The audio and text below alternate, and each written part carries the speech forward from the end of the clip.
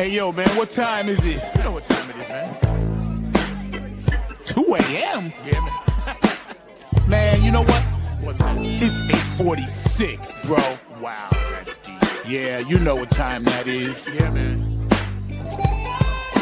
Nappy head, Yo, Funk Army. what's up? Stand up. Get it live, y'all. Yo, Mo, drop that beat. You know what we gotta do. Yeah, man. We bringing this funk just for you. You know, Repeat after me. Say, you don't have to be the best, just gotta outlast the rest. no, You don't have to be the best, you don't. just gotta outlast the rest. No, you You don't. don't have to be the best, just gotta outlast the rest. You don't have to be the best, just gotta outlast the rest. United we stand, divided we fall. Should our backs ever be against the wall, we'll be together until the jam is done. I'ma say that again for you. United we stand, divided we fall. Should our backs ever be against the wall, we'll be together until the jam is done. Here we go, y'all. Now let me tell you a little story about United We Stand. It says we're gonna funk across this funkless land. We gon' stand up and let our voices be heard. We ain't gonna let nobody stop us from spreading the spiritual word. The ruthless corporate greedy don't give a damn about the needies. We need everybody in the house to join us on this one, alright? Y'all say, united we stand, divided we fall.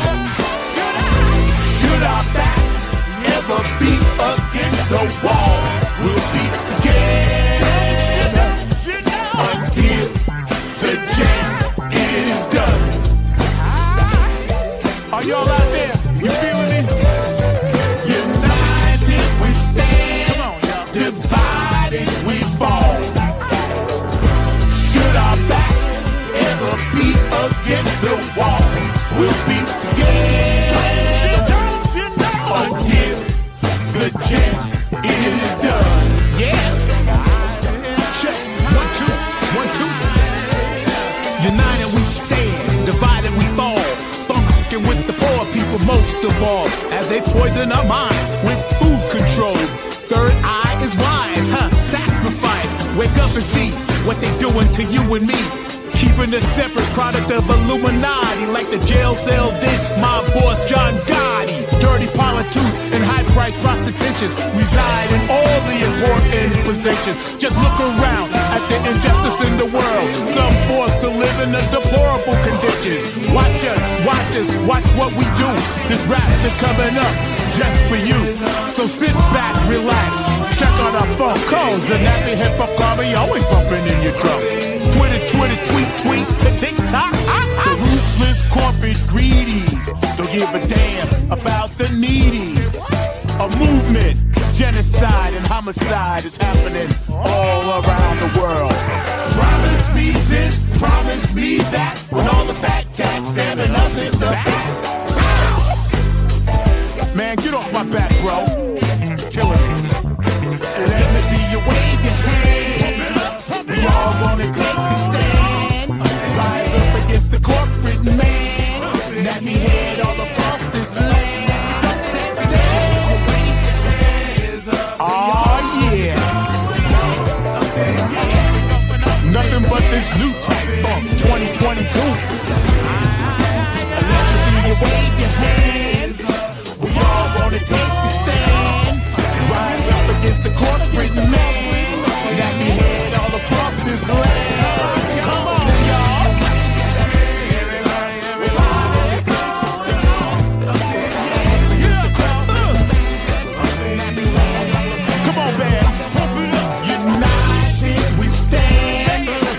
divided we fall. One more time. Should our backs ever be against the wall, we'll be together until the change is done.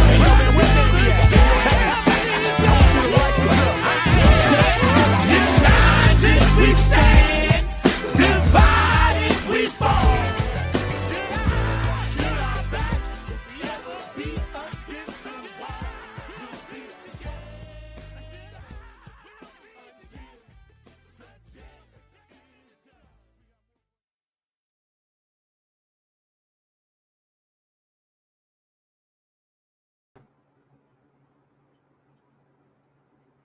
What up? Funk from the front seat, 9 on the Grind TV.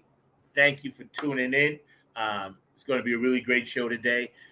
You guys are amazing. We're here every Saturday, 12 p.m. Eastern Standard Time. Today is a little special, a little melancholy, a little bittersweet, but, we're going to get through it. And we won't go into details, but, I'm going to be taking a little break for a while. I'll be running some choice reruns.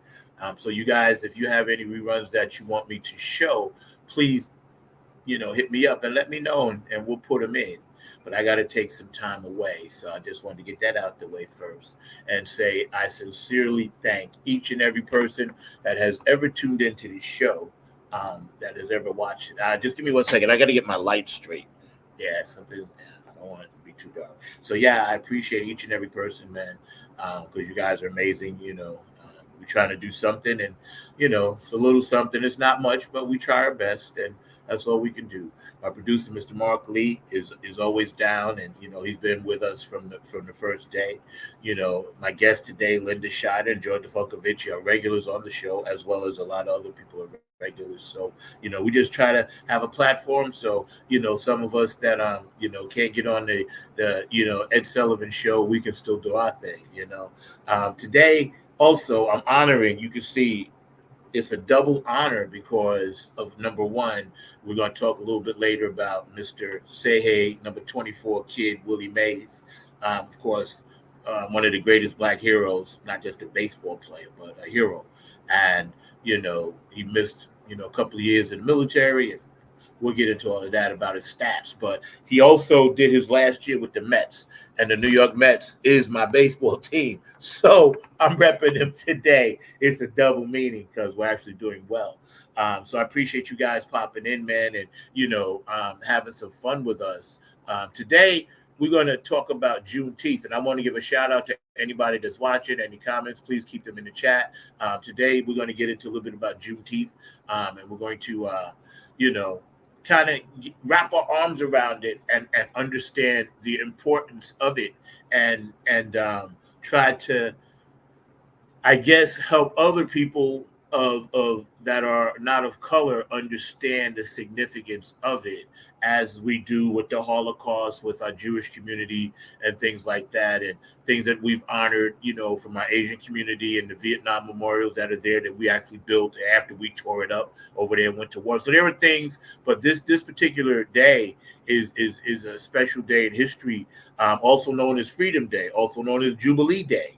So, we're going to talk a lot. I have a very esteemed, smart person, Mr. Mark Lee, that's going to be leading us in this discussion, because I call him the mayor, the professor, the engineer. He's everything. And he's really important to the Hayti Cultural Center down in Durham. And Mark has his hand on the pulse of the Black community here. And we don't ever want anyone to think that we're not, including everybody. We're very inclusive. But sometimes as Black people, we don't talk about what we do enough. What's up, Miss April? Shout out, because I heard you turned it up down there. I heard that you ran the thing. And, what's up, Dr. B? But I heard April, we got it. You're an event coordinator to the max. So I got to get you to come do some stuff with me, but we'll chat. But yeah, man, that's dope, man. And, matter of fact, I'm going to send you the link. You want to pop on with us a little while so you can tell us what you did and how that went? I'd love to hear about that, because that's part of Juneteenth, and you actually pulled that off. So that would be awesome. But yeah, so, we're going to get the show started. We're going to bring in Mr. George DeFunkovici, our very special guest. And I'll send it to you in the messenger, and then we're going to bring in Mr. Markley. So please join us. Clap your hands, everybody, for these two proud Afro-American What's brothers. funky, Keeping y'all? it real. What's up, Mr. Leonard? What's How you happening? doing? Doing How you well. doing, George? Oh, I'm Guys hanging all right? in there. Yeah, I'm hanging Hanging in there, man. Just smiling and profiling. I like that. Hey, that's a I great like thing to that. do. Smile and profile. You asked about what was going on, and actually, they've given me a somewhat of a duty at Haytide because not only am I a site coordinator and one of their event planners, but I'm now considered one of their historians. So I've actually done a couple of things around Juneteenth, even over the last couple of weeks and everything. As a matter of fact, I had a webinar that involved some of our government officials and all along those lines. So I actually did that on yesterday. There was a young lady, Devon Young, that actually portrayed what was going on when those folks were freed in Texas and how they reacted. And she actually dressed up in the costume pieces. Hold on one quick second, Mark. Hold on. April, I sent it to your messenger, so check that. But can you tell us, before we get into today, I want to go, because we got plenty of time, I want to go back to the beginning. Let's start there. Let's go back to when it was actually going down and what actually happened there. Was it a slave auction? Was it a day that we came through and said, okay, that particular area, we're now set free? Tell us, because see, I'm one, and it's my own fault. I don't really know. So educate me. Start me from the beginning. That's what I was getting ready to do, even with what we did with the governor and all along the governor's office and all along those lines here in North Carolina.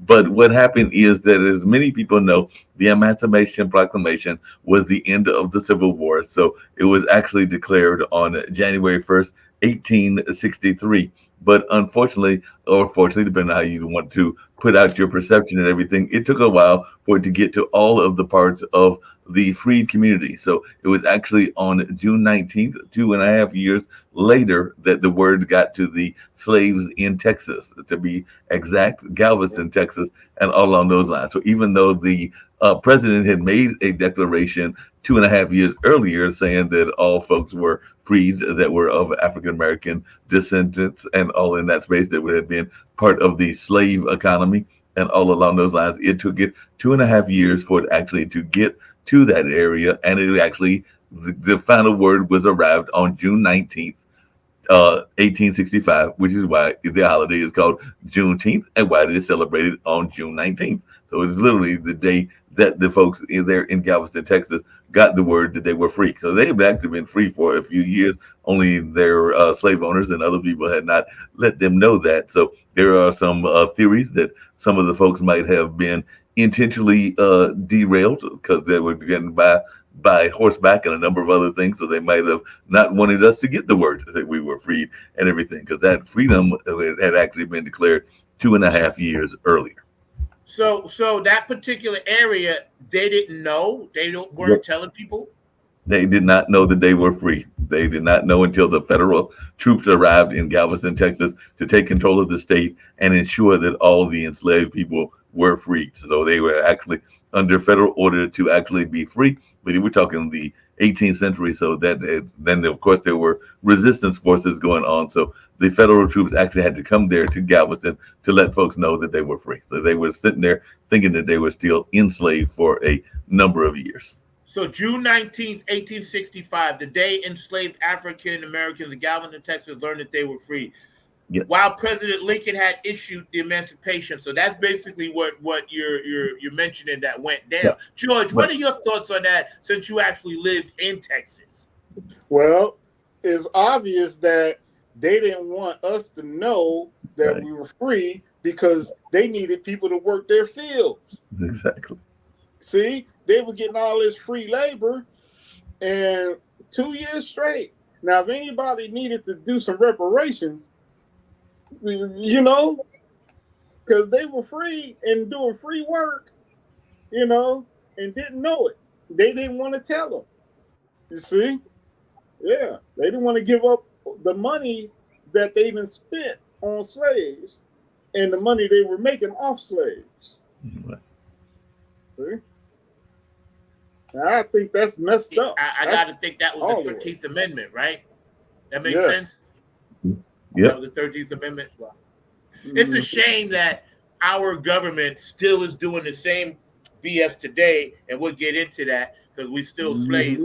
But how it's crazy that you got to put something in writing that says another human being can just be that.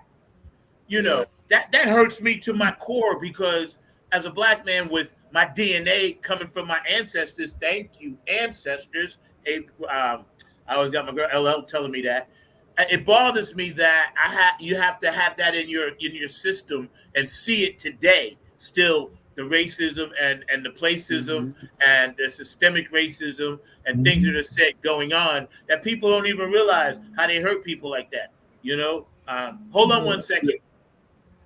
Go ahead, Mark. Take this for a second, man. And No, run with it. I was just going to say, but you got some people out there, and I know that George would probably agree with me as well. But you got people in the 21st century, this particular year that we are here, that will not necessarily even think that what Zach just mentioned, with his systemic racism, exists. I've got a number of friends of mine, including some that are European American, that will tell me that if you bring up redlining or if you bring up some of the things that are going on now, that you are talking from the past. And while I understand it's important for us to understand our history, otherwise you are destined to repeat that history if you don't understand where you came from. And all along those lines, what happens is that too often they feel that we have won the gains and have not dealt with the success that we've had and everything. But sometimes that's not always the case. One of the things that was going on here at our Juneteenth celebration here at the center yesterday was the gentleman actually played a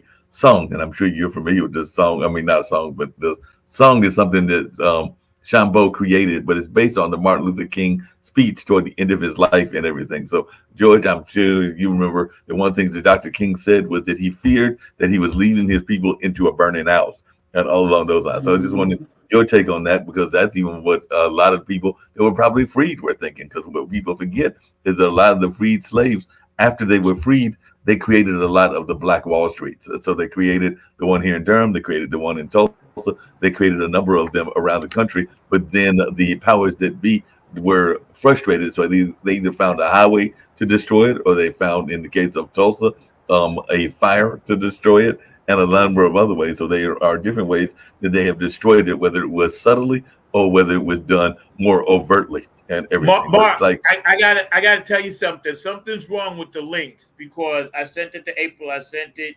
to Linda, but they can't get on. Now, I sent them this link, so I don't know. You guys hold tight.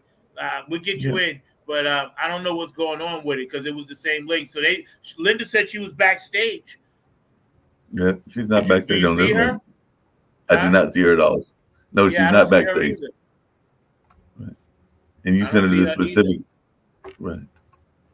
It took me the second time to click Linda's on the here link. now. Copy the link.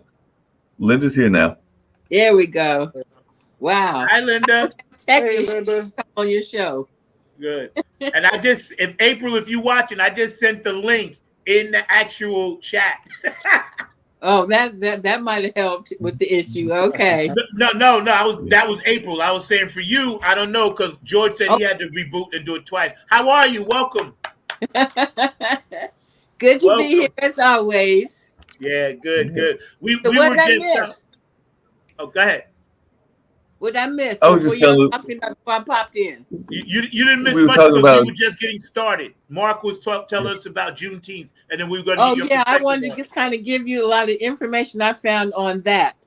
Awesome. You know, it started because, of all places, Texas waited 3 Right. years after the Emancipation Proclamation was signed to let their slaves go. A Union general had to go down to Texas and actually with troops to make them let those people off slavery. It took them 3 years to acknowledge that had happened, and they were keeping those people in bondage for all those years. Yeah, Mark was just telling us that about, I wanted your opinion, because George is speaking about that as well. And we wait for April. I think she's back there now, Mark, right? April's here. April's Yeah, here. she's there. Hi, April. Hey. I know you did something dope. Yeah, I don't know why the link didn't work the first time. It's the same link. So sometimes, I don't know. But Welcome. But I wanted to ask you, Linda, when you think of Juneteenth and Afro-American heroes and music and sports people, because we're gonna talk about Willie Mays later too, what comes to your mind emotionally? Well, the first thing was just Texas holding on to their slaves like that. That was a horrible thing, a nasty thing for them to do, but kind of like in sync with the whole issue of slavery from the get-go. You know, they had those people under their thumb, made them stay there on the plantations 3 extra years while everybody else was finally getting freedom and moving on with their lives because they had that option to do that. That kind of messed me up. And I've been watching this thing about the LA Clippers, the guy that owned the Clippers, how racist he was and how he treated his crew, his players like slaves once again, until they finally had to kick him out of the league because he was so arbitrary and intensely racist, and other things were going on with him.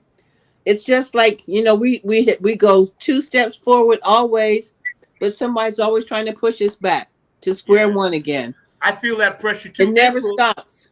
Yeah, that's right. April, George was telling us all the wonderful things that you did, and I'm gonna let you get into that. I don't know how much time you have, but thank you for joining us. How you been?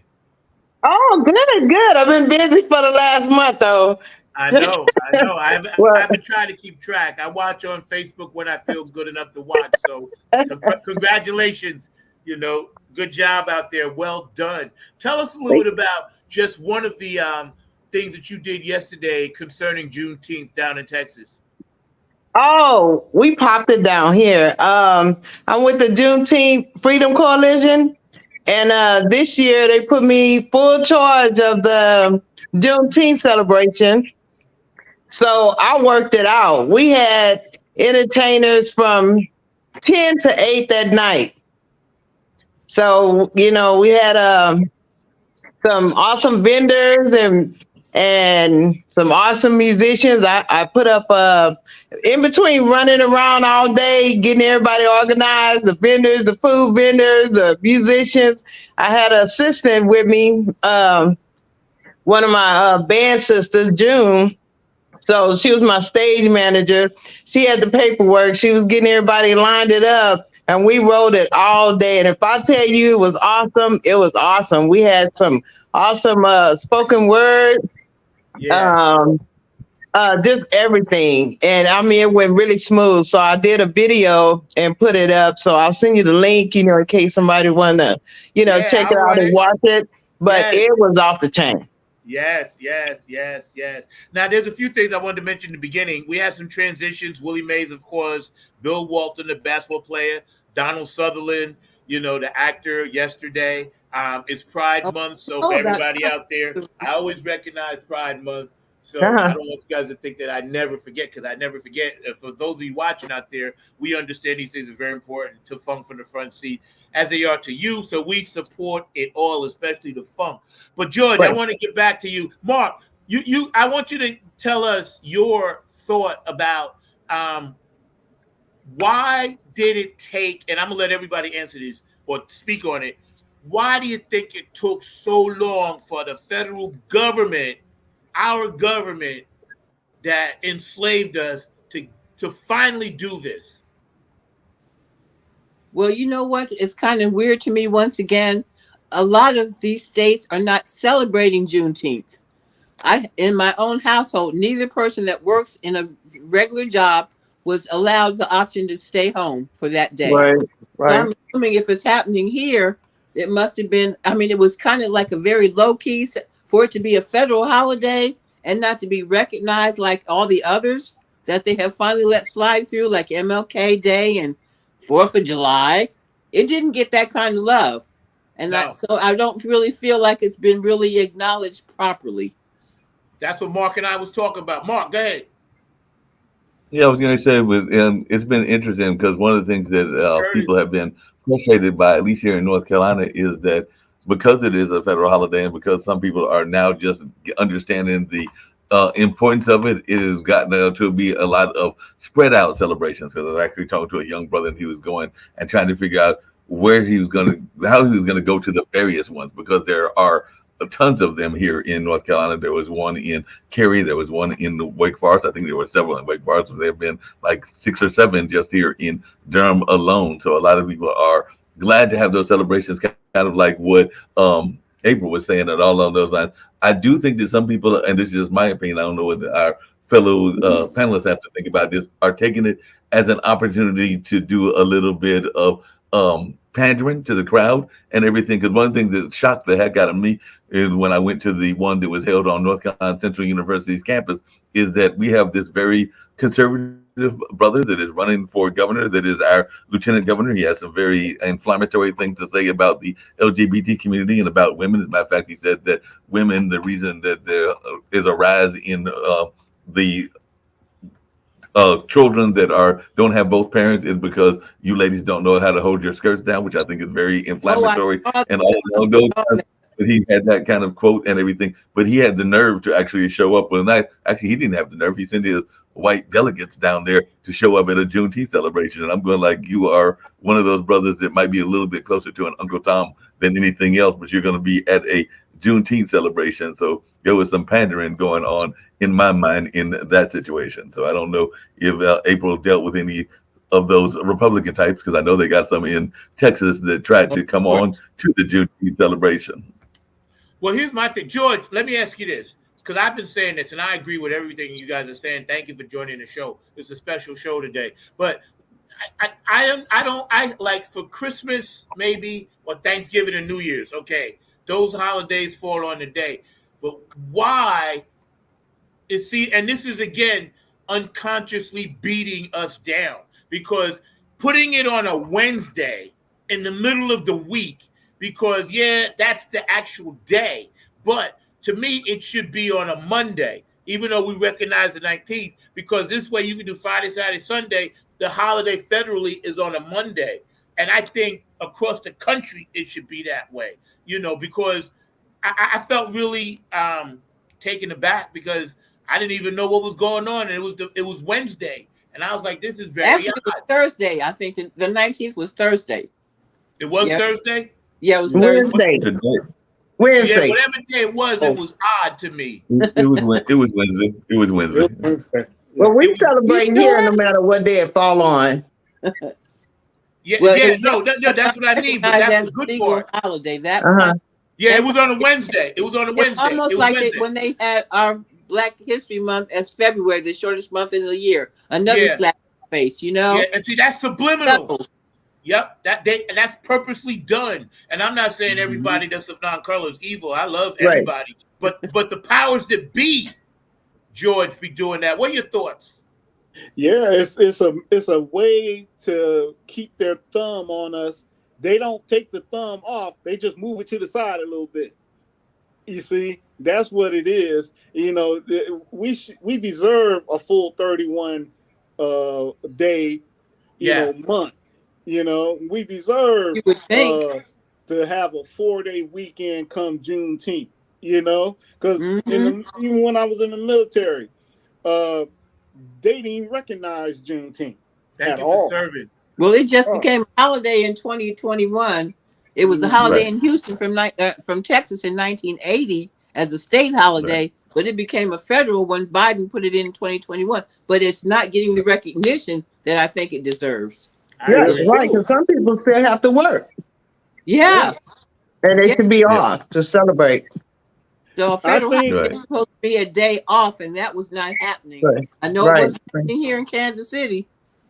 I think if we didn't celebrate it here in Texas, if we got the holiday, but if we didn't do nothing, it'd be under the rug. Oh, of course. Yeah. Yeah, we have to acknowledge it every year. Yes, and not just in Texas. It should be a national situation where it's recognized across the board. Right. It's a shame that it's not. That was an important day. We were actually finally free of slavery. Exactly. It doesn't seem to be a big deal to most people. Yeah, you too. You're right about that. That bothers me too, because I don't understand why, and this, again, I'm not, racist at all. I love everybody, you know. Right. I don't understand why, like, we have to owe the Holocaust. Okay, bang, you know, owe the Vietnam Memorial after we went there and had a war with them, destroyed it, but then we go back and fix it. And then we talk so much about the Holocaust and we're gonna do this and that. And I grit that. I ain't mad at that. But you know, what they did, and I was gonna bring this up at the second half of the show, but I gotta bring it up now. We ain't gonna even take a break. What they did in Oklahoma recently to those people sitting on that panel right there, those 4 people that were like 100 years old, after their whole neighborhood was annihilated. destroyed. Yes, And then they denied them, for years. and they just did it again. They just did it like 2 weeks ago. That was the final thing, right, Mark?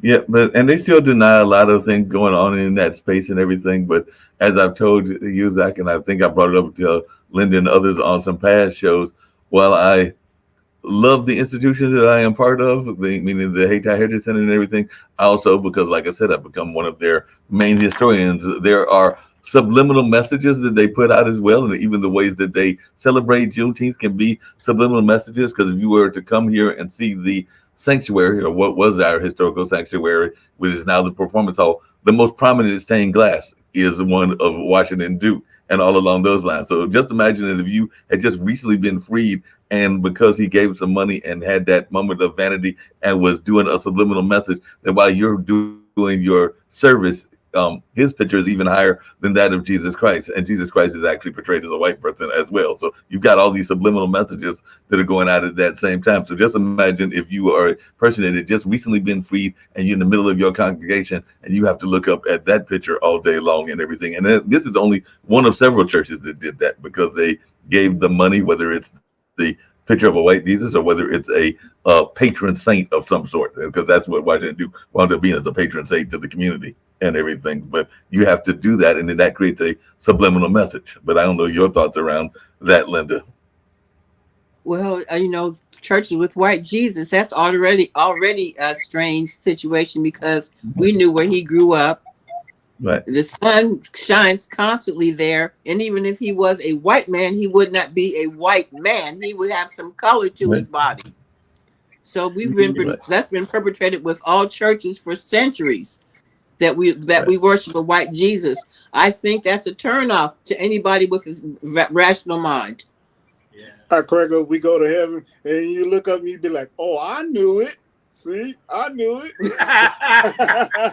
Well, it does say hair of wolf, feet of bronze. Yes, That's what my father used to say. Bronze. Yeah, he used to say hair, you know. So, and again, you know, and I have to say this with all due respect to everybody, man. You know, like, my kids are biracial. I make no bones. I ain't ashamed of that. Nothing like that. I've dated always outside my race. I dated in and out. It doesn't matter. What bothers me is the powers that be constantly push this narrative that we're supposed to hate each other as white and black people, and then they hate us, and we're like, but yo, we can't even get a day. So why are you hating on me? I can't get reparations. I can't get anything. And you still think I am your problem because you ain't got no money. But yet you robbed me my whole life. Right. And all of our ancestors in between. That's what I mean. When I say me, I mean them. You know, it's them, not, you know, because again, here we are, okay, talking about this in 2024. And that was what, 1865. You know what I mean? It's like a century 2021 to even get a serious recognition. We're talking over 200 years. Once again, for us to even get a knock on the door. You know what another subliminal message is? When you fill out your application and they got that slot on there where you got to pick your ethnicity. That's another subliminal message right there. And you don't know what you don't know what your selection is what it's going to entail on the backside. What's that going to mean? Am I going to get benefits? Am I going to get less benefits? Is it going to be a problem or not? You don't know what that's going to come. What's going to come up with that? With that, That's right. Oh wait, we lost Linda. What happened? Oh, Oh, there she okay. go. She's totally gonna. Yeah, She's coming don't back. go. Stay. What you doing, Mark? They- Stop. I didn't touch a button. I did not touch a button. I believe I you. always have Neither did bugs I. when I come on your show. See, Something they always know happens. we talk. StreamYard trying to, Sir Knows, I know trying to mess up with things. trying to get us on Pierre. Trying to get. But I did have a quick question. I did have a quick question for Linda. 'Cause one Wait, thing let that April get in. fascinates- April, go ahead. Oh, Yeah. go ahead. No, I'm good. Okay, And Mark. this is actually for both of you, because one of the things that fascinated me, because I've had the pleasure of doing a couple of Juneteenth events this last week and everything, and one of them was actually at NIEHS, which is a health organization associated with health research and everything. And the young lady that came down that was the keynote speaker, because this cultural center was one of the community partners, because they had community partners there, including Stagfield, which is a former slave plantation. But she was talking about the bias that exists in gene research. So she was finding out that the most affluent African-American woman actually is at a greater disadvantage than the poorest of the European Americans, and all in that space, based on some of the gene research that she's been doing, and all along those lines, just because of the way that things are being done in terms of health disparity. So I was wondering if you had any thoughts around that, because I know you're in some of that space as well, Linda, and everything, because there's some serious health disparities that you can be very affluent and still face some serious health disparities. Yes, especially as a woman, because first of all, we have to deal with the possibility of birth control issues, medical issues, as far as like how we're treated when we get to the hospital to have a child. Are they going to like? I can relate myself because I had a miscarriage at 5 months, and I was out in Los Angeles. We were on tour, and I just happened to be having problems. I go to one hospital; they wouldn't even admit me, and I'm actually losing the hospital because they wouldn't let me in, and we had no other reason to think they wouldn't because of my skin color. I almost died from that. That's so sad. I want to give a shout out to George, Dr. Bruckenstein, Curtis, everybody that's watching. See, and here's why I wanted to have this show today, because I want this show to fuse June 19th and try to get some wisdom and drop it, since we are the elders, to our young people. Because I know our young people celebrate in their way, because they can only do that. They're only 20 years old, right? Younger. But I don't want them to forget. And we always have to let our young people know, of all races, creeds, and colors, especially people that feel less than, minorities. You know, if you're a minority, you always feel less than. We had so many Black inventions, you know, creators, Garrett Augustus Morgan, Sarah Boone, Alexander Miles, Dr. Charles Drew, James E. West. You know, all of these people created things to make America great. Great. MAGA. This was MAGA before MAGA. I don't care what that guy says. You know, the slaves of Chinese, Asian, and African people in this country was MAGA. Because if it wasn't for them, this country wouldn't be nothing. And they robbed it all from the Native Americans. First, So that now, was first young people, if issue. you are Yeah. watching, you need to go back and do your research and understand people that made some major inventions in this country. The cell phone, the chips in that, the nuclear scientists, the stuff that went to NASA, ironing boards, washing machines, everything to make a slave's life easier was invented. That was MAGA. All right, I'm off my soapbox. But I'm gonna join your soapbox and everything, because not only that, because one of the things that I had forgotten until I saw it on an Instagram post was, how often have you gone? I know that I've gone to it even in my own apartment and reached for your door and everything. But Osborne Dorsey was actually the inventor, who was a brother, and he was actually a young brother. He was very young when he created, but he created the first doorknob in 1878. So he created that doorknob, and like I said, I think he was a teenager at that time. So anytime that you go and open a door, you were actually needing to thank a brother in that sense as well. Wow. And every time you stop at a stoplight, guess what? And every time you make a peanut butter sandwich, guess what? Right. You know? Potato chips, potato chip. Yeah. And not to mention all the other great scientists of all races, creeds, and colors working together. But we should not be excluded. If there's a Mount Rushmore a black person should be on it, along with a Native American. That's my opinion. If you got 4 white guys up there, it should be, okay, we'll give you 2 white guys, but then a Native American and a black person got to be up there. That's why I don't recognize that. I don't recognize that. Acknowledge those ladies at NASA too. You know, Yes. Right. hidden figure. Come on, man. Right. That's right. Right. And here's the thing, because me and Kevin was talking about this. Shout out, Kevin, because I know you watch. The part of Kevin Costner was made up.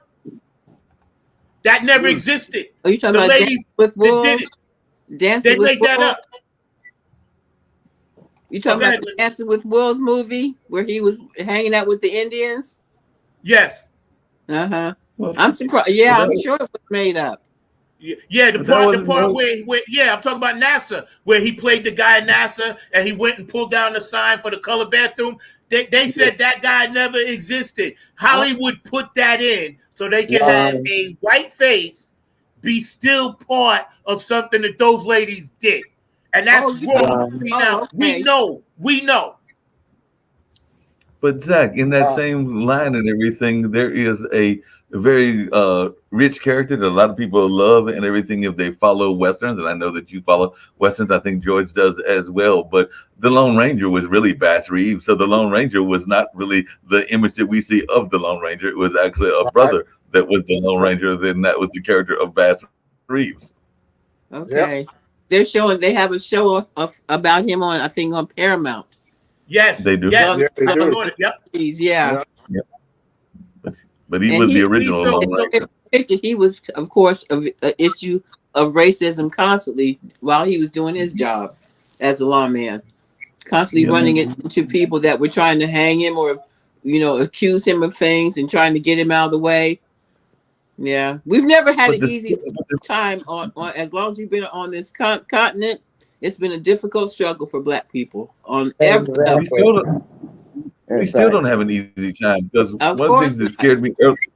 Because one thing that scared me is that there was 2 artists one of the artists has still got his art up and everything, but the other one is down there from near the Macon, Georgia area and everything. And he literally had to go back home today because he did a mural, and it was a mural that was historically oriented. And as he even told me yesterday, it was some Southern redneck types that have already defaced his mural. So he's going to have to go back to try to repair the mural because it's been defaced. So we've got some of those redneck types that are still trying to destroy the things that we have created, even when we are creating new things.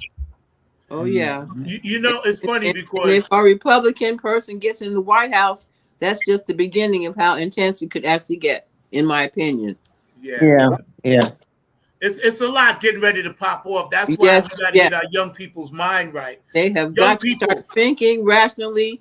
Unfortunately, their schools they've been deprived of education about some of the things we're talking about in the schools. It's been taken out of the curriculum. Exactly. Yeah. So You would think the way they can find out anything relevant is to look it up themselves. And we have to hope that they have the energy to do that. Go ahead, April.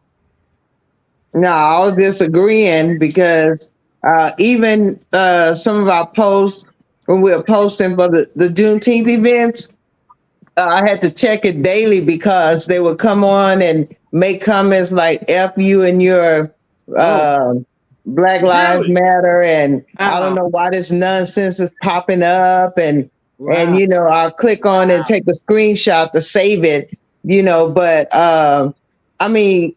several posts that you see, with Black events, you'll see comments on it from, different races and things like that. Mm-hmm. And I think it's uncalled for because I don't know, for one, what makes them so much better than everybody else, because like they have these demonstrations where they have a brown egg and a white egg and they crack them open, they the same. Uh-huh. So I don't know where they get that in their mind that they better or they made different or whatever, because they're not. So I see our kind of childhood, April. They learn that from childhood. In certain families, they're taught that from childhood. Definitely. It don't make sense. I read the comments.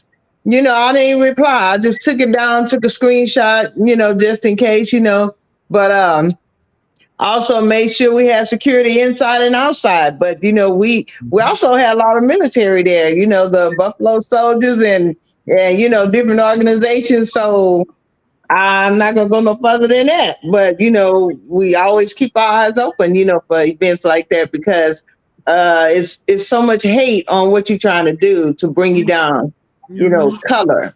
Yeah, I'm No glad one- you mentioned that because George, you were in the military. I want you to give people a brief synopsis of the Buffalo Soldiers. Yeah, man. They it's there. Racism is big time in the military.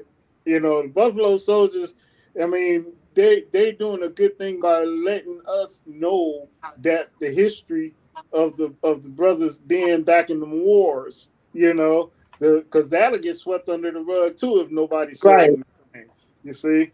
So when I was in the military, yeah, man, it is deep with the racism. Okay.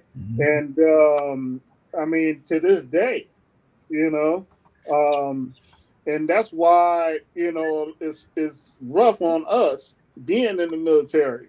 You see, Yeah. that's why I didn't force none of my boys to go to the military. I didn't force them. I ain't said nothing to them. Racism is you're not born with it. No, it's Right, you're not. You're It's not. taught. You see.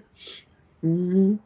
Do you guys think that, as we get this information out to young people, and we want all of them to come together? I know my daughter's 20, my other one's 16. They have a different mindset about racism than say our generation because they're working together more, but they don't have any power. See, that's the difference. Everybody says, "Oh, well, look around. Everything is great, this and that." I was like, yeah, but who has the power? That's the problem. We're not in positions of power. Yes, we'll have one minority here or the lady Cortez. They're trying to run her out of New York, which I back her all the time. They mess with her constantly. There's a few people. But then we have shills. And I ain't going to mention the names, but y'all know who they are. They getting paid $30 million here, $500 million there to shoot a basketball, to hit a baseball, this and that. And you don't never see them coming out and saying, listen, it's about power and equality. What am I going to do with $300 million? They're giving this to me to keep my mouth shut. If you got a platform that big, you should be on every mountaintop shouting like, yo. Well, one issue that they have with those people that are in the sports world making that kind of money, most of their contracts do not allow them to do anything like that. They even have to be careful about what kind of clothes they wear when they show up at the stadiums. They can't come in comfortable with suit and ties. Yeah. They can't. They're not allowed to be political, or they lose their money.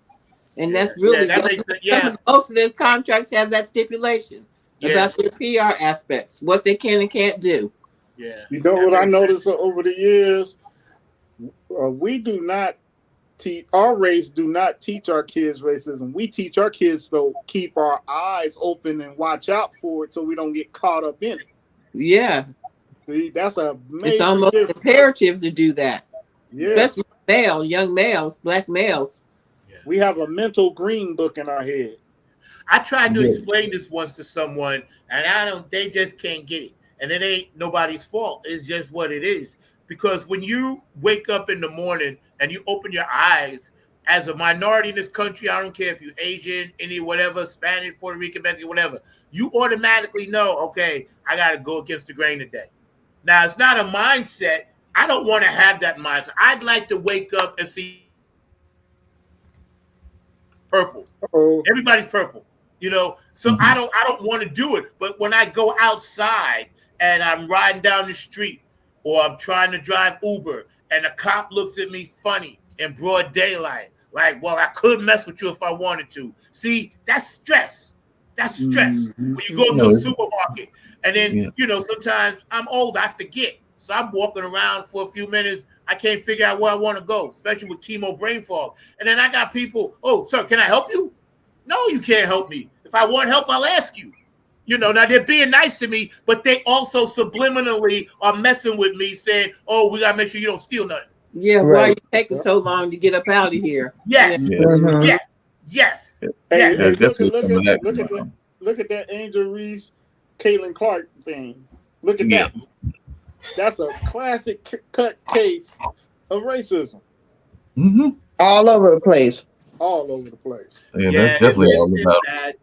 It's bad. Mark, your thoughts? No, but I was gonna ask because actually there was a group of there was a lady and she came in with her son. The son was probably in his 30s or something like that because she just recently retired and all in that space because he's actually a culinary person. But she actually brought a point up that I would love to hear Linda and even April and George and your thoughts. But she was afraid that our generation missed the boat, meaning those that are now in their 60s and 70s, in the sense that we didn't actually do enough to let our folks know about their history and their part and role in history, and that we didn't actually give them the opportunities to develop the businesses that were created with those Black Wall Streets that I alluded to earlier and everything. Now, there are some people that are trying to bring it back, but she was feeling that we might have missed a boat in trying to make that generational connect and everything. But I was wondering if y'all agree with her notion of that we may have not done a stronger job of educating as we possibly could have done. Hold that thought. I wrote it down, Mr. Boat. I want to run a few spots, and then we're going to come back on the other side. Funk from the Front Seat, 9 on the Grind TV, every Saturday. There's a very special show. I appreciate everybody tuning in. These things have to be spoken about, and you guys feel free to share this to your heart's content. Y'all sit back and check this out. This is Joe Keys of Joe Keys and the Late Bloomer Band. Just did a show with my man Zach. Number 9. That's right. Number 9's got it going on. Check out Funk from the Front Seat. Zach Robinson. Serious good vibrations, y'all. What we need. Peace. Hey, it's Chrissy Key Rollins here with Holistic Restoration, inviting you to check out Zach Robinson with Funk in the Front Seat. He drops new episodes every Saturday at noon on the East Coast time, and replays are posted for whenever you miss a live stream. You can find him on 9 on the Grind TV and also on YouTube, and get ready for the funk because he brings it every week along with hot topics, amazing guests, and great conversations. Again, that's Zach Robinson with Funk from the Front Seat on 9 on the Grind TV and YouTube. Go check them out. What's up, Royal Funk fans? This is Lisa Love, aka Alpha Unk Omega, coming to you from Love's Temple here in Southern California, inviting you to 9 on the Grind, Funk from the Front Seat with Zach Robinson. This is what I want you to do for me. Tune in every Saturday at 12 p.m. Eastern Standard Time, 9 a.m. Pacific Standard Time. Come join the meeting of minds. I guarantee soul's growth and high vibrations, not to mention the love. Keep it funky, y'all. Hey, this is Jen Vanderputten, writer of Code and Prose. You are watching Funk from the Front Seat with Zach Roberson. Tune in every Saturday at noon for excellent and important conversation. Hey fam, what's goody good? What's really good? My name is Jeff Roberson from the gospel group called Jeff Roberson and New Life. And I'm coming to you from the town that we had to name it twice. It's so nice. New York, New York. And I'm bringing you some news about my brother from another mother, Brother Zach, who's bringing you his hot new show called Funk from the Front Seat. Listen, he's bringing you funk from the vault, from the past, from the present, and into the future. He's got that music that makes the hair on the back of your neck rise up. He's bringing you funk all the way down to your toes. This is that funk that makes you really want to groove. Stay tuned. Don't touch that dial as he brings you funk from the front seat. Listen, let's go!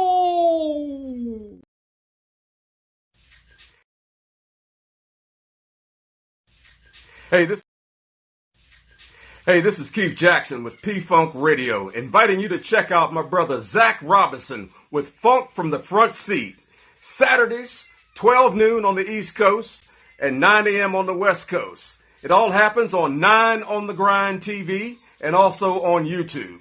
Great guest, great conversation each and every Saturday. That's Funk from the Front Seat with Zach Robinson on 9 on the Grind TV and YouTube. Check him out.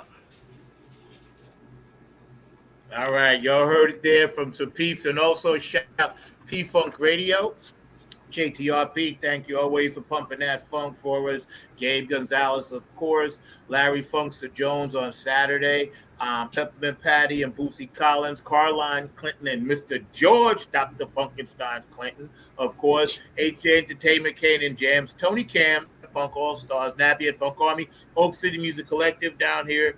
Afterglow 92416, Donna, I love you. Q&A Entertainment, Brooke Clagett, our Funk Angel, doing a lot of great stuff out there. Patricia Dioria, Curtis Wilcox of Jordan Funk Da Vinci, also with all his artwork and graphics that I have. Dr. Brookenstein joining us right now. Thank you for always being by my side.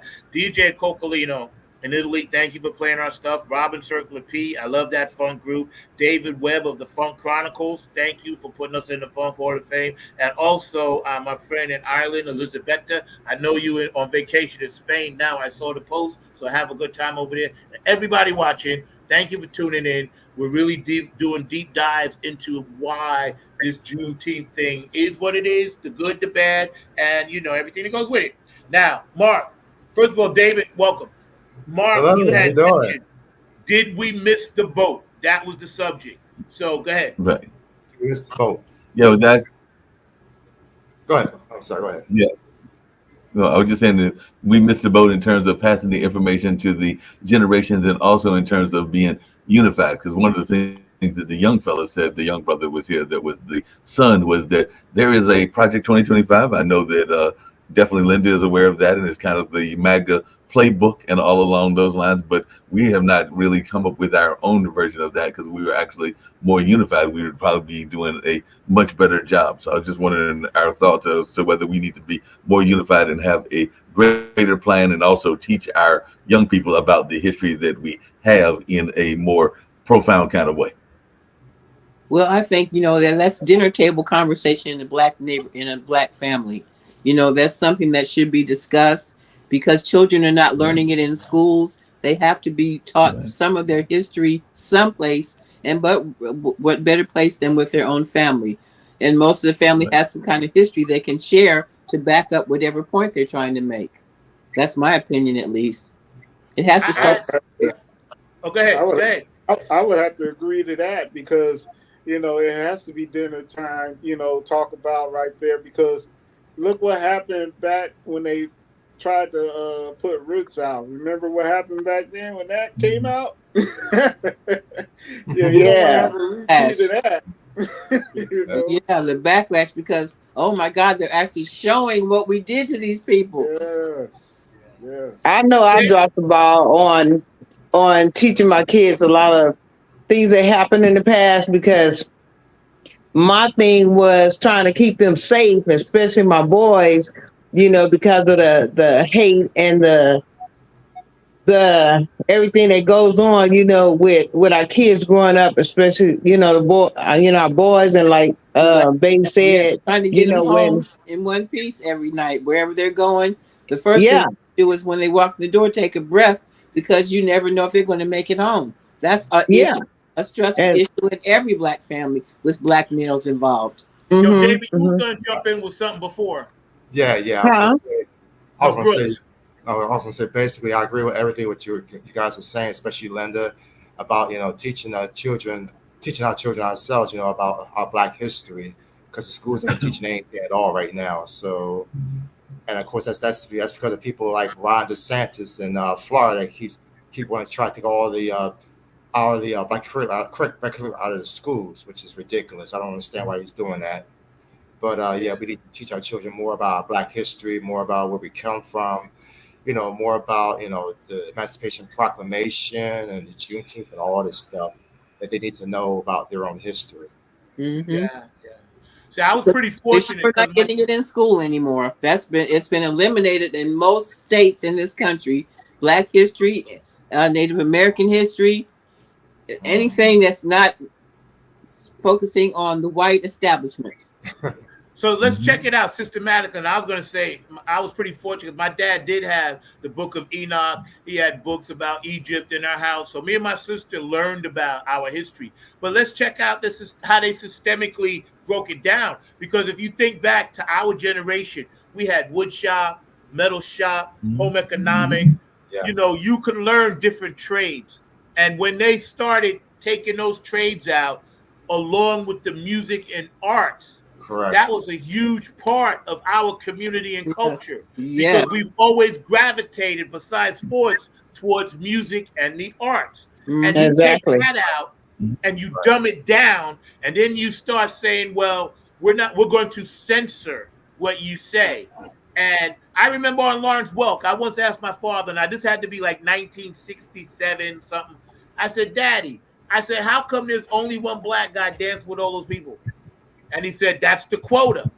And I said, well, what does the quota mean? What is quota? And he said, that means that you're only allowed a certain amount. And I said, even as a kid, I was like, but that's wrong. Just I like said, Leslie that is 4 years Uggams on old. that show that It's she token was. black. Remember Leslie Uggams? She started off as the only black face on a orchestra Yeah, show. yeah. What was the name? I can't remember the name of the guy whose show it was, but there she was, all by herself, surrounded by a white band, a white host, and a white audience. Yeah. See, now, if we're Spike indoctrinated, Lee, and I that's think, was it Spike Jones or Spike Lee? No, Spike Jones, I think, was the name of the show. I think.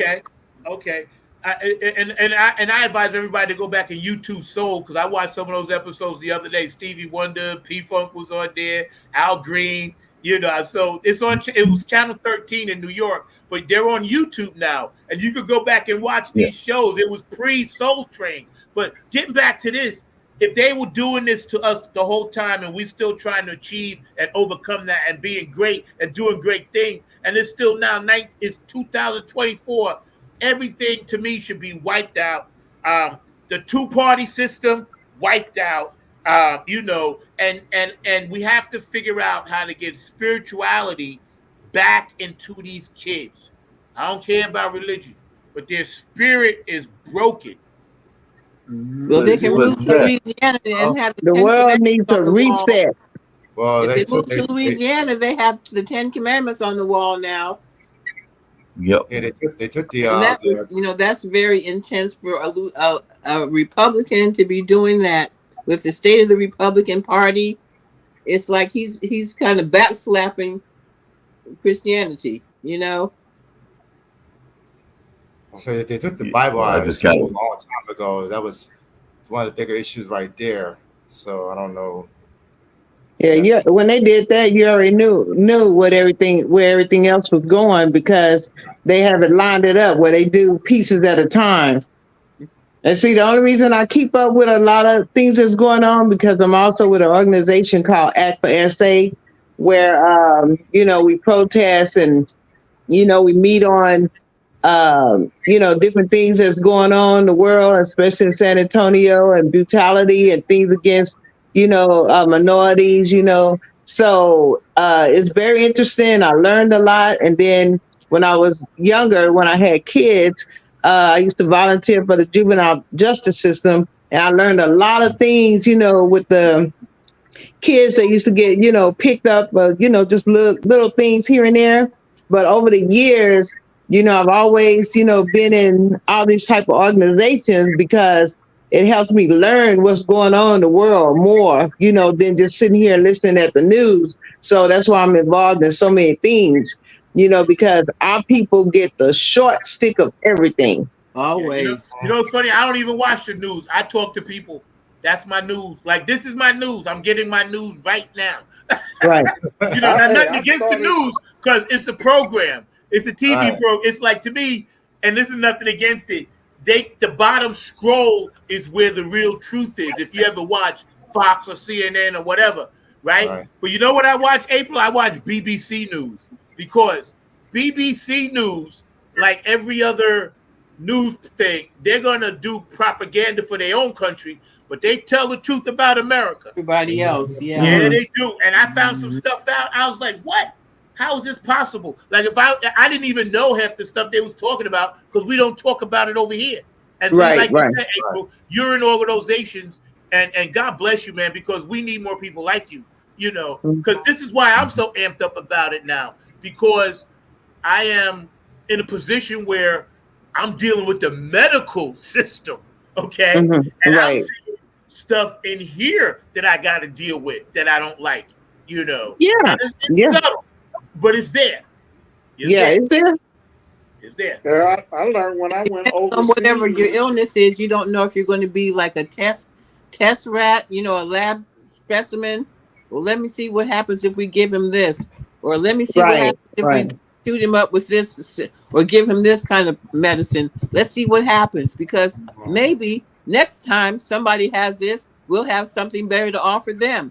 But you know, if they feel like they can't assist you, they're going to use it against you. Right. And I don't mind sharing this story with you guys because this is it'll be public. Right, a little while ago, right, I was trying to get this medication right.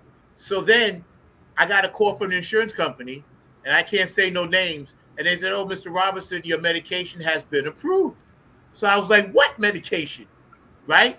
So in the process, they had to give me the substandard stuff first for me to have all these side effects and get sick in order to get the better stuff. So Linda, I Wow. never got Wow. and when I went through that these past 2 weeks, let's just say the fit hit the sham when I went to do. Say that. And I'll leave it at that.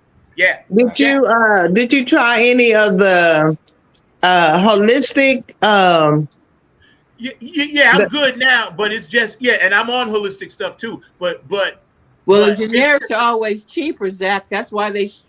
But sometimes they have different quantities of whatever's supposed to be in that medication, and you have to have the real deal to get any real effects. But and it wasn't. That they're throwing out there have so many side effects that they might be worse than whatever they're trying to cure. Yeah. And it wasn't even. It was to me. I called the insurance company and I was talking to them about this, and I was trying to understand the logic because I'm going to be okay, but God forbid I was worse off. Right? I wouldn't get the medication in time because they're screwing around for a month with some bullshit. Wow. See what I they mean? do. Yeah. Now I'm by myself doing all of this. I was out, man. Duke. Now when I go to Duke, they understand this brother is no joke because the doctor called me 2-3 times now. I was like, yo, this is what I want. And for anybody out there that's sick, if you do not talk up for yourself, they'll jerk you. The squeaky wheel gets the grease. You know, right. and that's what I went through the Advocate. 7 weeks. Hey, I would definitely. What your body can stand. You've dealt with your body all your life. You know what you can stand. You know what you're trying to deal with, and how you're going to fix it. Yeah, and this is just part of the system that we in now, and I don't like it. I'm here 66 years. God spare me.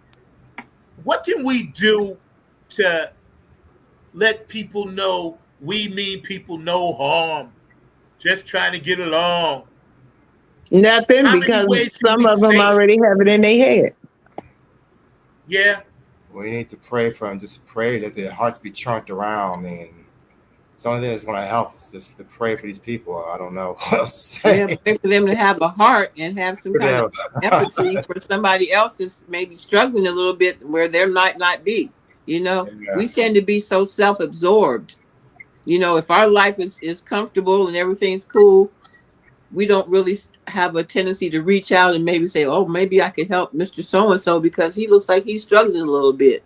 Maybe I could how some people are, they will never change. So I just move around it and keep on pushing. But you know, it's a shame that some people sleep at night, just of evilness and stuff like that. You know, but believe me, a lot of people have tried all different kind of ways, and going back to the George Floyd incident and things like that. We had to damn near burn the world down for them to arrest one person. You know, so things like that just don't make sense. You know, how much hatred is going on, because we shouldn't even have to get to that point where the whole half the world is fighting for this issue, burning up stuff, tearing up stuff, just everything to arrest one person, and that's a racial issue. And I say that to say that it could be one person, it could be 1 million people, but you have that one hatred, going on, or however many people in that group, And I don't care what, they don't have a heart to change. Well, that one person usually represents millions of people in this country. Exactly. So he's just taking liberties because he knows it's probably going to be okay with that faction of people in this country. You know, they're going to find a reason to say he was supposed to do that. Oh, it's okay he did that. Of course he's supposed to hold that black man down. He's a white man. Yeah. You know, there's 170 countries that participate in a National Day of Prayer, but we don't do it here. It's always the first time in March, first week in March, first Monday or something in March. There's like 170 countries that do that, and we don't do it. We don't shut it down. They literally shut down the country for like 15, 20 minutes. Okay. You heard of that, right? Y'all heard of that? I've heard of that, We don't yeah. even think about that. Yeah. I've seen it. Yeah. I know in Europe, our life- Australia. I think in our lifetime, we'll never see the change, but in the future, because of interracial relationships, that's going to make it change because everybody's going to be of color. Okay? So, well, you know what I think? The interracial tendency is probably the only way they'll be comfortable enough with black people because they won't be so black. Right. They can look at them a little bit more of themselves and that make it a little easier to deal with us if we all kind of look the same. In the future, ain't nobody going to need a suntan. Yeah. You know, it comes back to, I do right now. it's going to come Yeah, back to this. this side is all get out. So there's going to need something going on. But it was in the first day of May, that National Day of Prayer, because apparently President Truman did enact that back in 1952. So it is supposed to be in our activities going on. Yeah, now. but you never hear about it. They're too busy trying to figure out how to keep women from having abortions and That's true. forcing us to be Stuff that they don't need to be. Exactly. They have other objectives these days. I hate to interrupt y'all, but I'm gonna have to make a move. I got, you see this little one right here, right? Well, I gotta comb my hair and stuff because we gotta make a move. She gotta look cute when we leave. So thanks for having me and everything. And I'll talk to y'all later. All right, happy Juneteenth. Okay. All right. Okay. I mean, one thing is is hanging out with us. That's right. In the house. Amazing things down there in Texas. My baby, my Chanel. Deep in the heart of Texas. Say my hair's not combed yet, but I'm down here somewhere, all in my pouch. Look at Chanel. All right. Well, you know, they did erect a monument to the brother who instigated the 1980 Juneteenth for Texas. They built a statue to him in Galveston, I think. Oh, that's awesome. To honor him for doing that, you know. So there's been some recognition, but it's not. Yeah, really, it's slow for coming. A major deal in this country.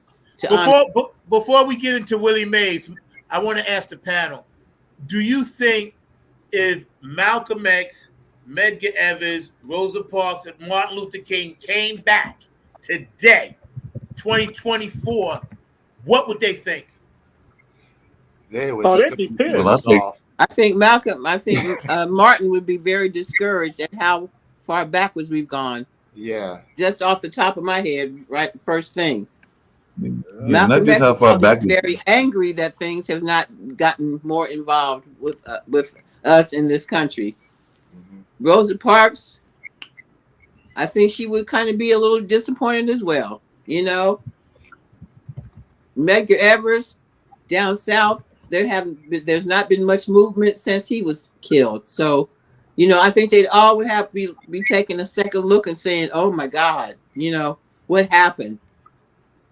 We stalled." Not only what happened, not only what happened, I think that they would be. I think I've said that before on this show as well as other shows, that they would be highly disappointed because I mean, That's what I'm saying. Yes, I agree. Of course. Because I kind of alluded to it earlier and everything, but from chaos to community, Martin Luther King wrote that book, and he definitely had a lot of the issues that Zach and others have talked about on this show during the time that we've been doing this show, which is everything from homelessness to the things that are going on with our transportation and the violence in the community and a number of other things, and even the wars and the way that we handle wars. These were all issues that Dr. King was speaking about in the 60s and the 50s.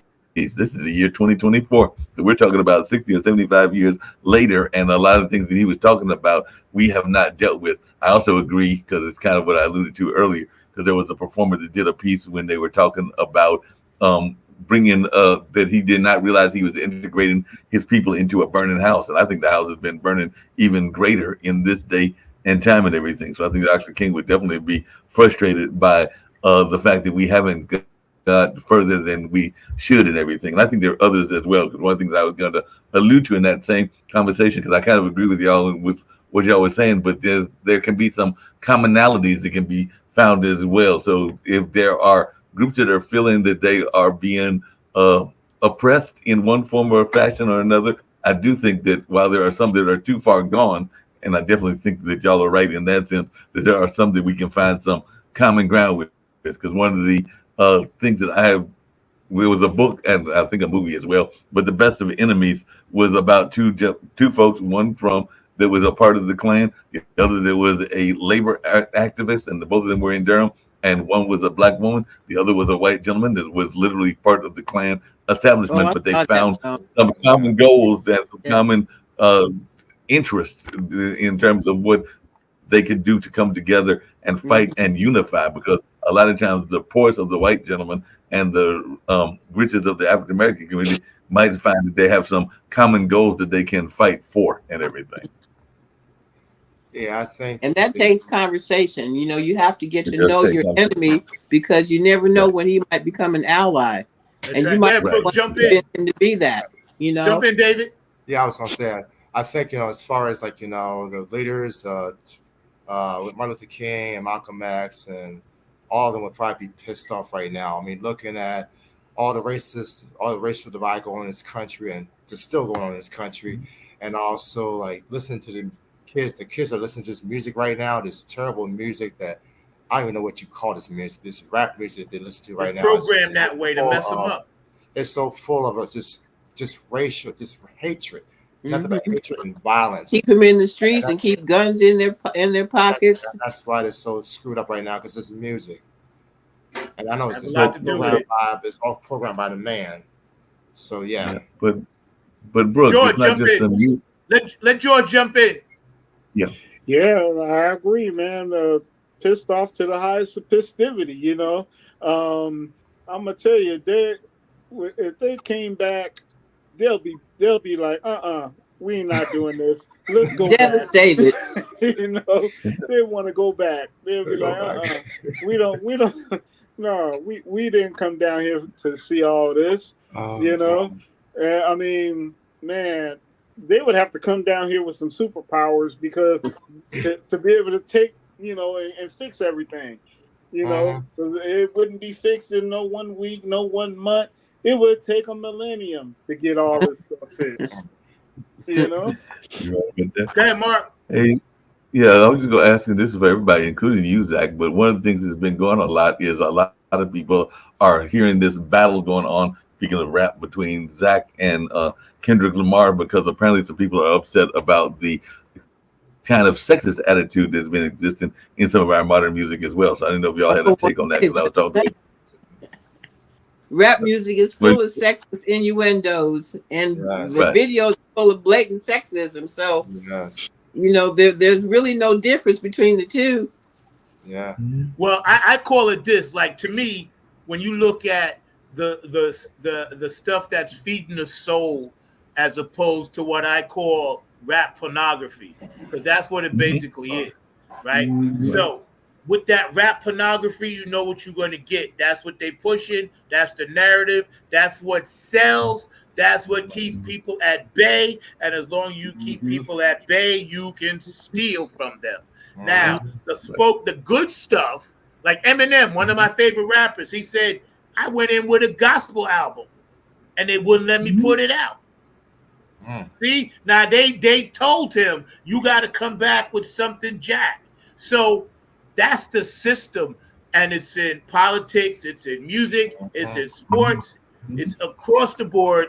This is why I feel like we have to push even harder now to get our messages across because they're constantly being suppressed. Mark, number 24, we're going to get into that. We got to do something. And shout out to Donald Sutherland, passed away, and the great Bill Walton. But Willie Mays, American hero to all. Say hey, Willie Mays. We're going to have a few thoughts on that, and then we're going to get out of here and let everybody get their Saturday on. I'm going to start with you, Linda. Willie Mays, what does he mean to you? Well, like I said, as a baseball player, he was one of the greats. Him and Jackie and Satchel Paige and all of those guys that really made baseball the number one sport in America for all those years. They have to have an amen for that. David. Yeah, one of the greatest baseball players ever. Like Linda was saying, just like Jackie Robinson, one of the innovators. Yeah. George. Say hey, Willie Mays, boy, that superhero with a bat. And it's like I used to watch his cartoons on Saturday mornings. He used to have a cartoon. And I didn't know that. Wow. Oh yeah, he had a cartoon. And we used to watch that, and I was all the time, got my popcorn ready, and I wish I could have got to meet him. I almost did when he came. There was Jackie Robinson Stadium in Compton, and I couldn't get over there, but he was over there, and I was trying my best to get over there, but my bike was on flat. Mark. Willie Mays was truly amazing, a great player, and like I said, I never really had a chance to meet him either, but definitely was involved in some great plays, including some amazing catches, and definitely a powerful hitter, and was just a great athlete and one of the true legends of baseball, and no doubt about that. And like I said, you got a affinity for him because of that connection to the Mets, and you know that one of my teams, the team that is actually the only team that I root for in baseball, is actually the Milwaukee Brewers, but they used to be the Milwaukee Braves, and he actually played for them as well. So he did have a opportunity to play there in the team that I root for as well. So definitely he's got a connection to Milwaukee, Aaron. which is where my school. No, that was Hank Aaron. No, Willie had a connection there as well. He did?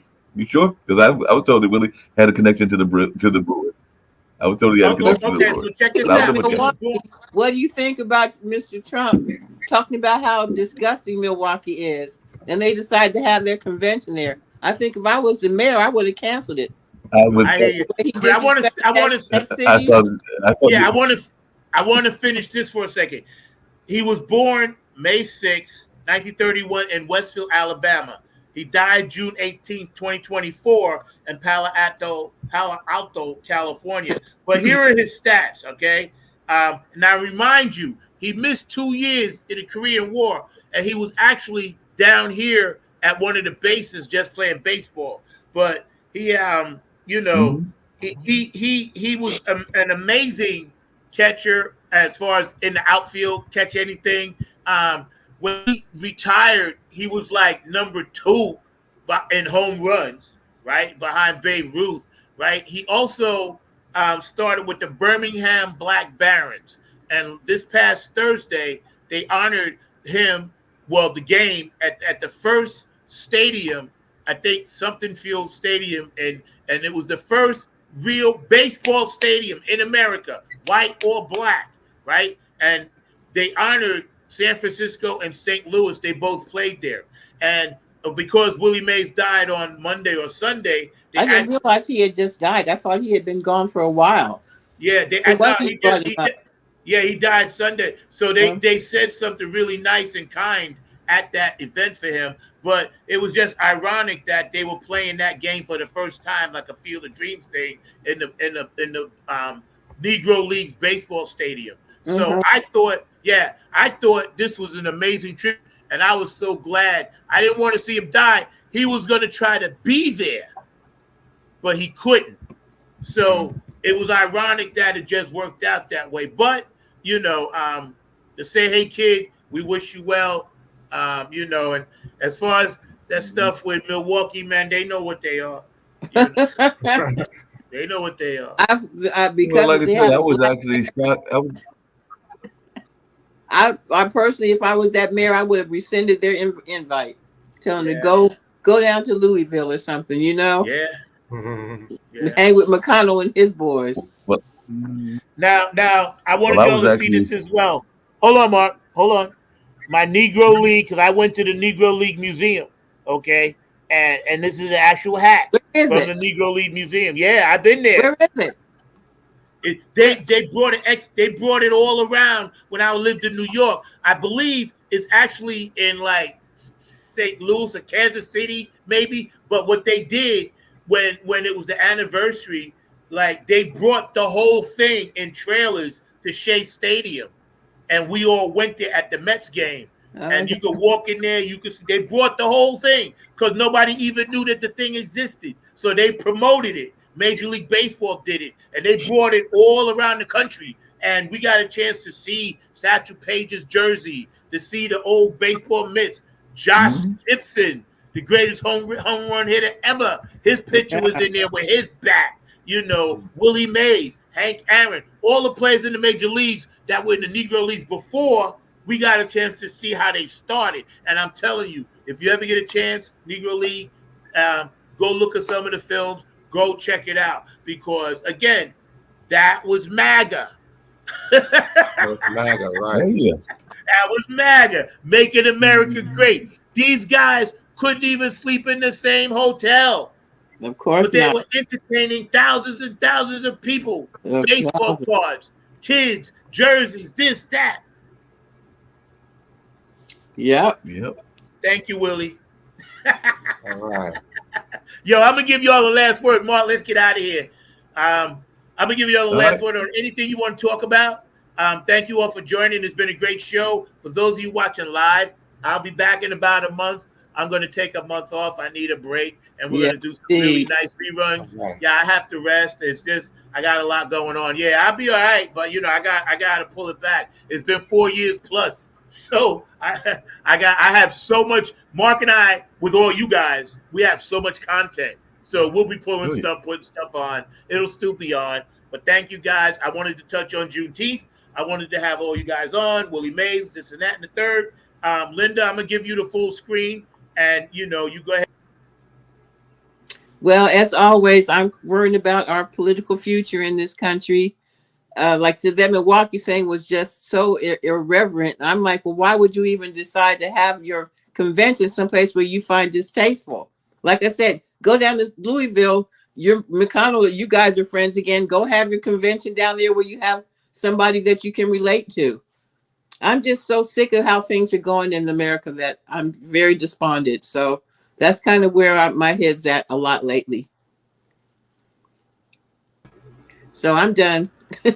All right, it's Dr. Brookenstein right here. I just want to say, for everybody that's in the Northeast, just make sure you keep yourself hydrated. It's very hot up here. It's like 100 degrees, almost 100 degrees, 103-degree heat index. So just keep yourself hydrated. Make sure you drink plenty of water. Make sure you get somewhere where it's nice and cool. Stay safe. I don't want you to pass out, have a heat stroke or heat exhaustion or anything like that. Just make sure you stay safe. And also for all our Black people, just continue to do continue to do the right thing. Continue just to do the right thing.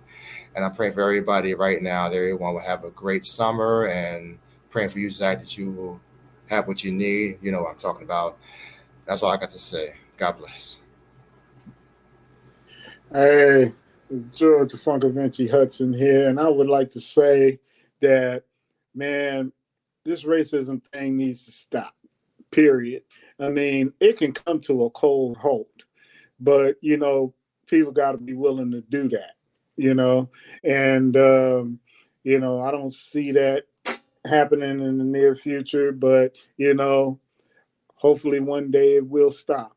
And then that's when everybody will truly be a free entity out here, and we may never see it in our lifetime, but maybe our great grandkids can see that, and just keep your hearts and your minds on the one, keep God first, make your funk the P.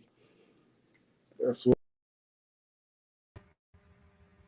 like I told folks earlier, I was actually surprised that Milwaukee was picked to be the site for the Republican convention, but that will be going on. We've also got that debate coming up this week as well, so we'll see how that debate goes on. I'm very interested in seeing how that transpires and what happens. I'm hoping that Biden has a strong showing and all along those lines, but it'll be interesting to see, even though I'm hearing that the Teamsters president might be speaking at the Republican convention, so it'll be interesting to see how that goes as well. But definitely, these are some very trying times, and we need to be prepared to deal with these trying times. And definitely, if you've got some health things going on, definitely do everything you can to get better and to get well. You know, I'm speaking to you, but also some other friends of mine as well. But definitely, we've got to find a way to stay healthy and stay well, and also get this history and know this history so that we don't have the danger of repeating it and all along those lines. And like I was telling Zach earlier today and everything, I learned that an acquaintance of mine had actually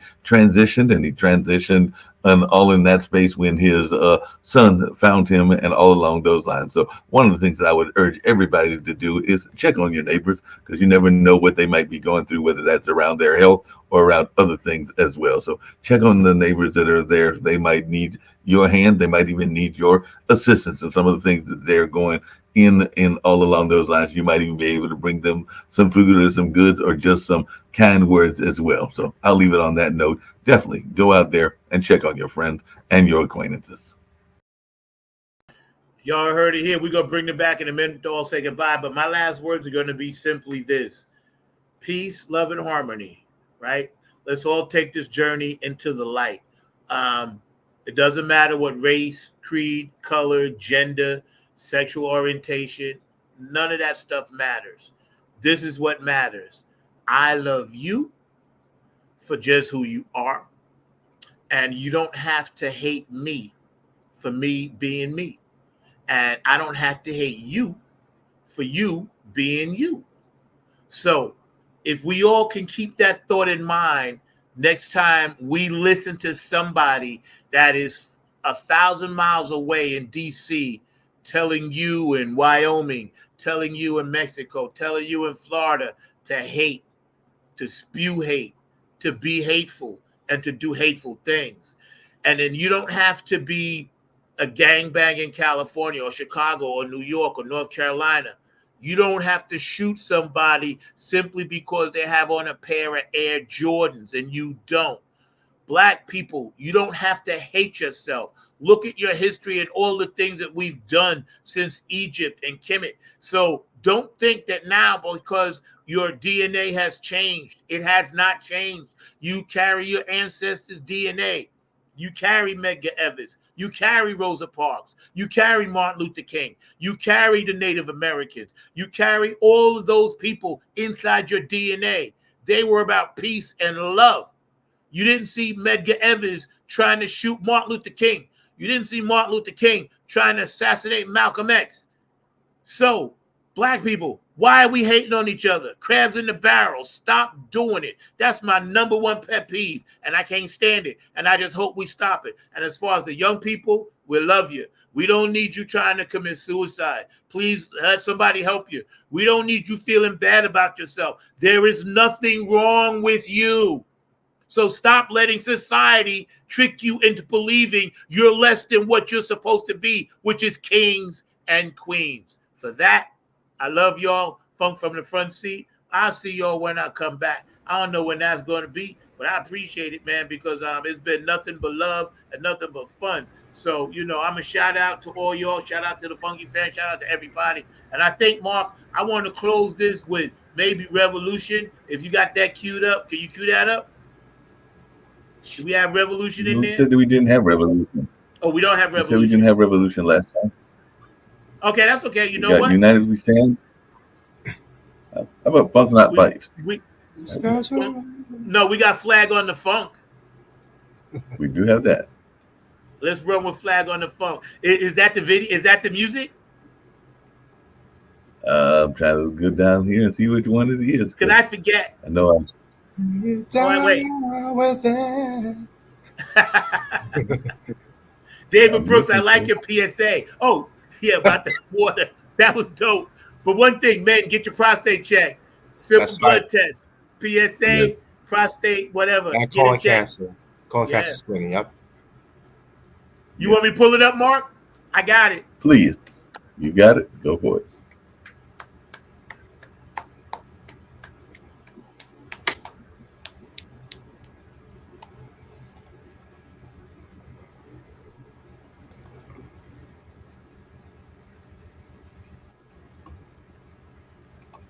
Interesting. Okay, hold on 1 second. Whew. What a day, man.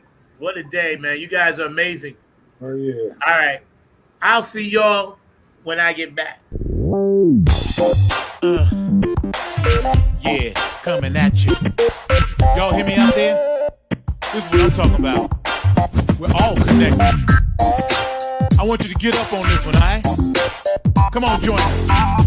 This is how we gonna kick it. Come on, here we go. Yeah, there's a spiritual purpose. Yeah, you know how it is. The Lord Jesus Christ. Here we go. There's a spiritual purpose.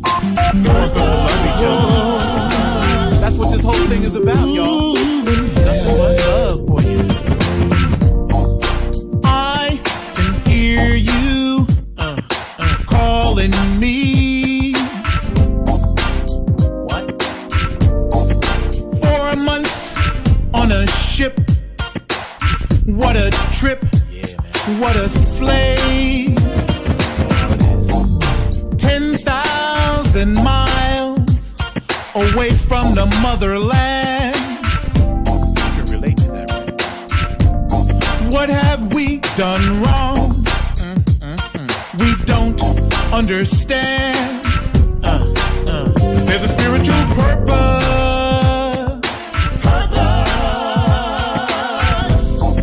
For everyone in the world, there's a spiritual purpose.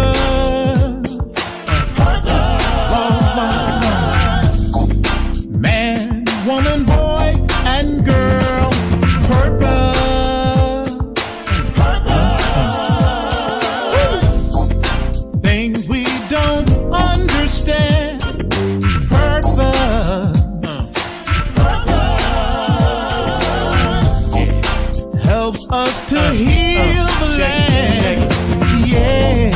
Girl, we fell in love so innocently.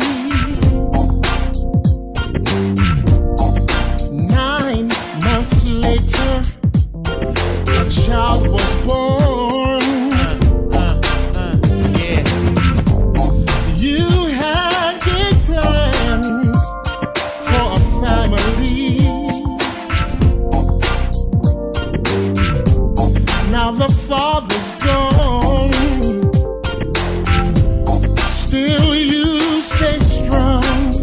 Spiritual purpose.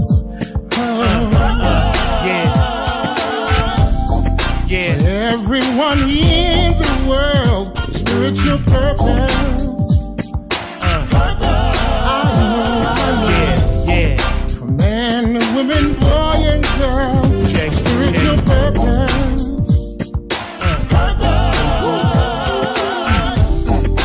Things we don't understand, spiritual purpose. It helps us to heal the land.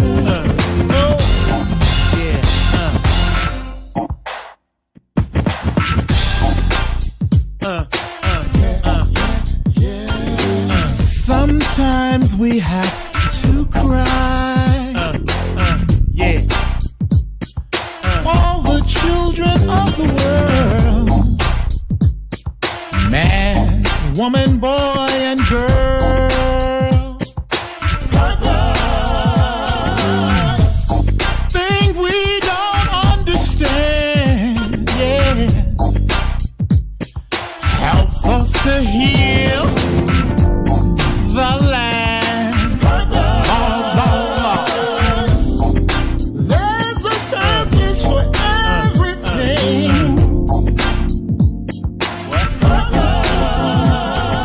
Everybody got a reason for living today. Oh.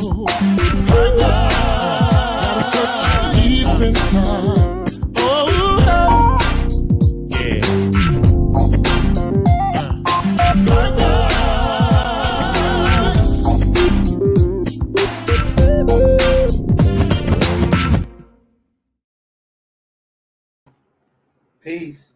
I'll catch y'all next time. Always on the one. Funk from the front seat. We out.